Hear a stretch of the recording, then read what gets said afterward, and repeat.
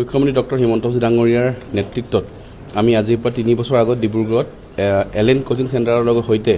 Assam youth কমিছনৰ দ্বাৰা ডিছকাউণ্টেড ৰেটত বা ফ্ৰী কোচিং আমি মেডিকেল ইঞ্জিনিয়াৰিং আৰম্ভ কৰিছিলোঁ আৰু যি 2026 চনৰ এবাৰ ৰিজাল্ট আহিছে আমাৰ জেইৰ পৰীক্ষাৰ যি পৰীক্ষা পাছ কৰি ল'ৰা ছোৱালীয়ে ইঞ্জিনিয়াৰিং কলেজ এডমিশ্যন পাব পাৰি প্ৰায় অসমৰ নৰ্থ ইষ্টৰ 11th ৰেংক 99.7 ৰেংকৰ মাৰ্কছ এই ডিব্ৰুগড় চেণ্টাৰত আজি পাবলৈ সক্ষম হৈছে আৰু আমি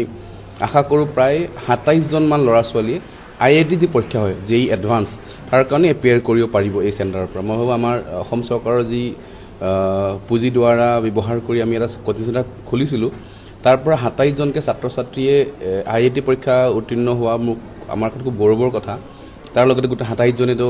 NIT লৈ কোৱালিফাই কৰিবই কিন্তু এই ছাত্ৰ ছাত্ৰীসকলে ছেকেণ্ড টাইম দিয়ে যোৱা বছৰ আমি দেখা পাইছোঁ ইয়াৰ পৰা এইমছলৈ পাইছে যদি আমি কওঁ 3 জনে যোৱাবাৰ IIT পাইছে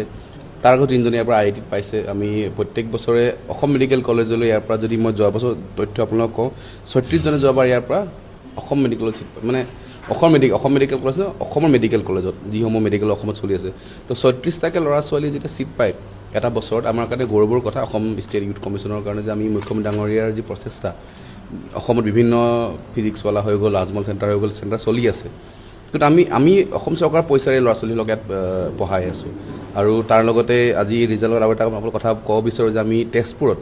এই বছৰৰ পৰা আমি ৰেচিডেঞ্চিয়েল কোচিং আৰম্ভ কৰিম যি ধৰণে ছুপাৰ 30 অইল ইণ্ডিয়া ONGCৰ পুঁজি দ্বাৰা হয় আমি অসম চৰকাৰৰ ছুপাৰ 100 বুলি এটা আমি চেণ্টাৰ আৰম্ভ কৰিছোঁ যি CSR বুলি এটা এজেঞ্চিয়ে অইল আৰু ONGCৰ কোচিং কৰে কাৰণ চৰকাৰেতো কোচিং কৰাব আমি অকল পইচাটোহে পে' কৰিম এই CSRলে